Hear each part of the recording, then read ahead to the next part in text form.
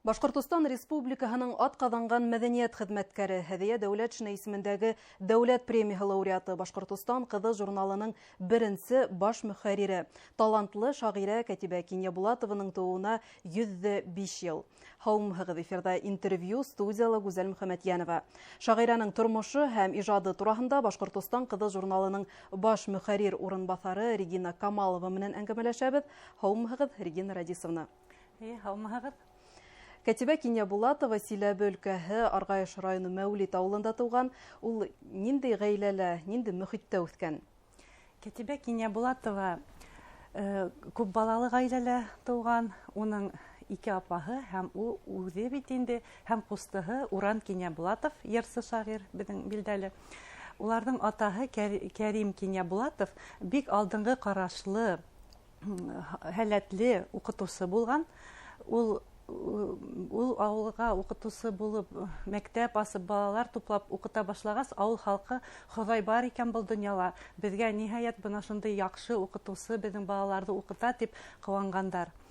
Һәм инде ул Кәрим Кинйәбулатов тел асҡысы тигән дәфтәр алып барған көндәлек. Унда ул ошо 4 балаһының да нисек үҫешеүен яҙып барған. Бына оло ҡыҙым телгә шәп, 3 йәшендә хәрефтәр танып уҡый башланы. Был ҡыҙым шулай, быныһы шулай. Ә бына Кәтибә моғайын әҙәбиәтсе булыр. Улың күңеле әҙәбиәткә тартыла тип яҙып ҡалдырған булған. Һәм инде ҡыҙғанысҡа ҡаршы 1938 йылда Кәтибә Кинйәбулатованың атаһын ҡулға алалар һәм уны аталар. Шул Кәтибә Кинйәбулатова ул ваҡытта Өфөлә уҡып йөрөгән була, уға 18 йәш була. Уның шундай хәтирәһе бар инде. Дәрестән ҡайтһам, ҡыҙҙар миңә һөйөнсө Кәтибә, һиңә ауылдан хат килгән тиҙәр. Шул тиклем рәхәтләнеп бейенем шатлығымдан ти инде. Бей хатты асһа, унда инде уның инәһенән, ул яҡта бит инде әсәйҙе инәй тиҙәр. Инәйемдән хат килгән. Латин графикаһында атайыңды алып киттеләр. Һин бик ҡайғыға һалышма. Ул дошмандар эше тип уйлайым. Атайыңдың бер ғәйебе лә юҡ тип яҙылған була. Шунан һуң инде Кәтибә Кинйәбулатова әсәһе янына ҡайтырға ашыға. Инде уларҙы халыҡ дошманы ғаиләһе тип өйҙәренән, мәктәп биргән өйҙән сығарған булалар. Уны атаһының ҡустыһында төпләнәләр инде. Шундай ауыр йылдар, ваҡ-ваҡ бәләкәй балалар менән Кәтибә Кинйәбулатова әсәһен йәлләп инде ҡалырға теләй. Әммә әсәһе әйтә инде, уҡы, һиңә уҡырға кәрәк тигәс, ул кире Өфөгә килеп уҡыуын дауам итә. Шунан һуң инде һуғыш башлана бит инде. Шуға күрә инде ул һуғыш башланғас, илемә мин кәрәкле булайым, халҡыма ярҙам итәйем, әсәйем янында булайым тип, ауылына ҡайтып, 10 йылға яҡын инде ул уҡытыусы булып үҙенең тыуған яғында эшләй, әсәһенең ярҙамсыһы була. Кәтибә апайға йәш саҡтан уҡ ауыр һынауҙар, шундай әсе яҙмыш кисерергә тура килә. Һәм инде уға әсәһе әйтә инде, васыят итеп ҡалдыра балаларына, һеҙ эшләгеҙ, бөтә ғүмерегеҙҙе эшкә бағышлағыҙ, шул ваҡытта ҡайғыға бирешеп ултырмағыҙ ти. Шуға күрә инде Кәтибә Кинйәбулатова әсәһенең васыятын тыңлап, әсәһе лә йәшләй генә мәрхүм була бит инде, 56 йәшендә генә, үҙенең ошо ҡусты һеңлеләрен алып, Өфөгә килеп, уны бик байҙан хат килеп төшә. Әйҙә кил эшкә тип, һәм инде ул Ағиҙел журналына эшкә килә. Ошо балаларҙы ҡарай, үҙенең ҡусты һеңлеләрен ҡарай. Аҙаҡ инде ул ошо һеңлеләре лә иртә йәшләй һәләк булып мәрхүм булғас, инде уларҙың балаларын ҡарай. Бер хәтирәһендә ул әйтә инде, ундан артыҡ бала ҡараным тип, үҙенең берҙән-бер улы Рамаҙан була бит инде. Кәтибә Кинйәбулатованың беренсе шиғырҙар йыйынтығы нисәнсе йылда сыға? Уның беренсе шиғырҙар йыйынтығы 1954 йылда «Тәүге сәскәләр» тип атала, ә инде уның тәүге шиғырҙары 1939 йылда икенсе аҙым тигән альманахта баҫыла. Унда Мостай Кәримдең, Фәүзиә Рәхимғолованың, Назар Нәжмиҙең, йәш шағирҙарҙың, яҙыусыларҙың шиғырҙары, әҫәрҙәре баҫылған. Ошо китапта 39 йылда уҡ донъя күрә уның шиғырҙары. Һәм артабан инде уның ололар өсөндә, балалар өсөндә китаптары бер-бер артлы баҫылып сығып ҡына тора, шулай бит? Эйе, уның поэзияһы ла, проза әҫәрҙәре лә бар. Шулай ҙа ул олоғайған көнөнә тиклем балалар өсөн ижад итә инде. уның бына тереләргә әйтер һүзем дигән бына һугыш темаһына арналган шундый әсәрдән 71 елгы повестен укыгайным. Бына уның шундый халыксан телле, бай телле, ул бит инде мандолинала уйнаган, кумызда ла уйнаган, йырлап та ебәргән, бейеп тә ебәргән. Ул шундый халыксан, ул бәйеттәрдә әйткән сәсән телле булган. Шуңа күрә ул бөтә буын кешеләренә, хатта мына балаларга, өлкәндәргә һәм бына уның әсәрләрен бүген укыһак та ул шул тиклем матур, ул мына матурлыкка әйди. Ул мына уның шундый һүзләре бар: "Янманым да, батманым да, тик моңга йырга сумдым" дип. Ул бөтә авырлыктарны, бөтә үзенең бына ошо авыр һынауларны ул үзен иҗатка арнап, эшкә арнап, бына ошо матурлык, ул кайда ла матурлык күргән. Балалар өсөн иҗат иткән шагыйрьләр, улар ысынлап та эскерһеҙ, саф күңелле булыуҙары менән айырылып тора. Бына Кәтибә апай тураһында нинди иҫтәлектәр һаҡлана? Мына Корней Чуковскийҙың уға хаты килә инде 60-нчы йылдарҙа, бит инде ул бик билдәле була. Кәтибә Кинйәбулатова рус телендә лә китаптар сыға. Корней Чуковский дауаханала ятҡанда Кәтибә Кинйәбулатоваға хат яҙа. Ул әйтә инде: "Бына мин әле һаулығым бик насар, врачтардан ҡасып ҡына һеҙгә хат яҙам", ти инде. "Миңә тыялар", ти, уҡырға һәм яҙырға, ти. Шулай да мин һеҙҙең китапты ҡараштырҙым, әммә бына тулыһынса уҡып бөтмәһәм дә, мин шуны тәҡдим итер инем. Һеҙҙең китаптарҙы дауаханаларға таратырға кәрәк. Шул тиклегем нур, наҙлыҡ, мына йылылыҡ бөркөлә һеҙҙең китапты, һеҙҙең шиғырҙарҙы уҡығас, ти. Һәм мин бына балалар яҙыусыһы Чуковский Кәтибә Кинйәбулатоваға әйтә: "Һеҙ кеше өсөн яҙмайһығыҙ, һеҙ үҙегеҙ өсөн яҙаһығыҙ. Шуға ла һеҙҙең әҫәрҙәрегеҙ шундай бына илаһи тылсымлы көскә эйә", ти инде. Мына уның шундай һүҙҙәрҙән дә беҙ беләбеҙ инде, уның нинди күңеле ул теле өсөн, халҡы өсөн шундай йән атҡан кеше булған. Белеүемсә, 1962 йылда юғары әҙәбиәт курсын тамамлап ҡайтҡас, уны Башҡортостан ҡыҙы журналының тәүге мөхәррире итеп тәғәйенләйҙәр.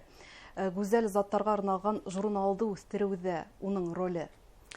Кәтибә Кинйәбулатова Мәскәүҙән ҡайтҡас күп тупһалар аша үтеп, шул Башҡортостан ҡыҙы журналы булһын тип уны тыуҙырған, уны йәшәткән, уны эшләткән кеше бит инде ул.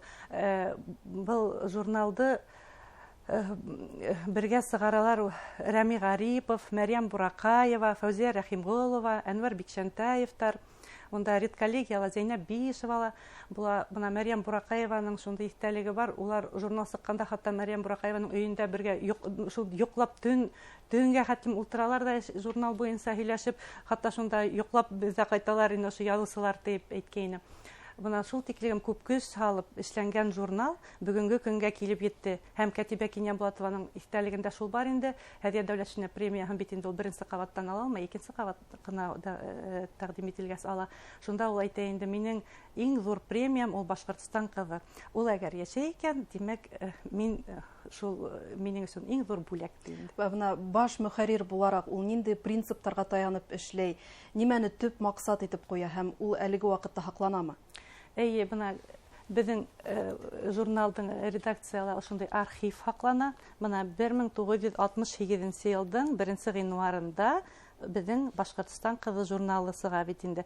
Ул иң йәш журналдарҙан һанала, сөнки уға тиклегем Работница, Крестьянка, Азат ҡатын, әлеге Сөйөмбикә журналдары булған була. Һәм был бик ҙур шатлыҡ булып, бик ҡыуаныслы ваҡиға булып тора инде. Журнал тышында студентка Зөһрә тип яҙылған. Зөһрә Бәхтизина, ул беҙҙең диктор, бына ул тышлыҡта. Ул осорҙа журнал нинди тираж менән сыға? Был осорҙа журнал 42 мең менән сыҡҡан, сыға башлағанда 40-42 мең булған. Һәм инде был Гөлфиә Юнысова, 25 йыл мөхәррир булып эшләгән Гөлфиә Юнысова беҙгә йыш килеп йөрөй редакцияға. Ул әйтә инде: "Мин эшләгәндә 130 меңгә етте", ти. Бына уйлап ҡараһаң, ул ваҡытта хәҙерге кеүек электрон, компьютер заманы булмағас инде баҫма журналдар бик киң таралған булған. 130 мең тираждың 30 меңе Башҡортостандан ситтә йәшәгән ҡатын-ҡыҙҙар, ғаиләләр яҙҙырған булған. Ә бүгенге көндә инде беҙ 3 мең тиражға еттек. Һәм беҙ ошо 3 меңде лә ҡыуанабыҙ инде. Артабан беҙҙең пландар 5 меңгә еткерергә. Бына шуға күрә мин форсаттан файҙаланып беҙҙең әле тәүге ярты йыллыҡҡа, 2026 йылдың тәүге ярты йыллығына яҙылыу башланды. Шуға күрә мин Сақырам инде милләттәшләрҙе, беҙҙең республика халҡын һәм республикабыҙҙан ситтә йәшәгәндәрҙе лә яҙылығыҙ беҙҙең баҫмаға, шундай матур тарихлы, ошо үҙебеҙҙең ҡатын-ҡыҙҙарға ғына түгел, бөтә ғаиләгә арналған бит ул. Уны ир-егеттәр ҙә уҡырға мөмкин. Һәм беҙ ошо традицияларҙан ситләшмәйбеҙ, заманса яңылыҡтар индерә барабыҙ, әлбиттә. Бына ошо юрист кәңәштәре, табиптар менән әңгәмәләр, психолог ярҙамы кеүек шундай һәм фәһемле мәҡәләләр мәңгелек. Ул беҙҙең бит инде ҡиммәттәр, ғаилә, ҡатын-ҡыҙ тормошо, шундай бына ҡиммәттәр тураһындағы мәңгелек. Ата-әсәләр һәм балалар мөнәсәбәте, үҫмерҙәр проблемалары мәҫәлән. Һәм инде беҙҙең ҡатын-ҡыҙ, әсә ул ил тотҡаһы, Кәтибә Кинйәбулатова шулай тип әйткән булған һәр ваҡыт. Беҙ лайыҡлы улдар, матур ҡыҙҙар, тәрбиәле ҡыҙҙар, шундай матур ғаиләләр, ул барыбер ҡатын-ҡыҙҙан тора. Шуға күрә беҙҙең гүзәл заттарға арналған журналды яҙҙырайыҡ, алдырайыҡ, уҡыйыҡ. Башҡортостан ҡыҙы журналы коллективы Кәтибә Кинйәбулатованың 105 йыллығын нисек ҡаршы алды? Беҙ бына октябрь айында уның тыуған яғына барып, унда беҙ бына әле һөйләшеүҙәр алып барабыҙ. Шул үҙебеҙҙең сара ойошторабыҙ инде ундағы яҡташ ҡатын-ҡыҙҙар менән. Һәм Кәтибә Кинйәбулатованың музейы бар бит инде ауылында. Беҙ унда осрашыуҙар булыр тибеҙ. Кәтибә Кинйәбулатова иҫтәлегенә Башҡортостанда бик күп саралар, төрлө фәнни-ғәмәли конференциялар ойошторолоп тора. Шулай уҡ уның яҡташтары уны хөрмәтләп һәр саҡ саралар үткәреп тора. Мәҫәлән, быйыл Силәбе өлкәһе Арғаяш районы Ҡолдой ауылында 12-нсе Кәтибә Кинйәбулатова уҡыуҙары үтте. Бындай сараларҙың әһәмиәте? Әлбиттә, бындай саралар кәрәк. Улар бит киләһе быуынға ла бына Кәтибә Кинйәбулатованың әҫәрҙәрен пропагандалау, уның тормошон, ижадын өйрәнеү, уның шул тиклем бай телле булыуын бына күреү, уҡыу өсөн балаларға ул, әлбиттә, был саралар бик кәрәк. Кәтибә Кинйәбулатова Башҡортостанды данлап бик күп шиғырҙар ижад итә һәм шундай шиғырҙарҙың береһе менән бөгөнгө әңгәмәне тамамлап ҡуйғы килә. Тыуған илем тим дә һүҙ башлайым. Тыуған илем Башҡортостаным. Уны ҙурлап бер һүҙ әйткәндә әйләнһәмсе һайрар ҡошҡа мин. Регина Радисовна, әңгәмәгеҙ өсөн ҙур рәхмәт. Әҙәбиәтебеҙҙең яҡты йондоҙо, талантлы шағирә Кәтибә Кинйәбулатованың тыуыуына 105 йыл тулыу айҡанлы шағирәнең тормошо һәм ижады тураһында Башҡортостан ҡыҙы журналының баш мөхәррир урынбаҫары Регина Камалова менән әңгәмәләштек. Иғтибарығыҙ өсөн рәхмәт.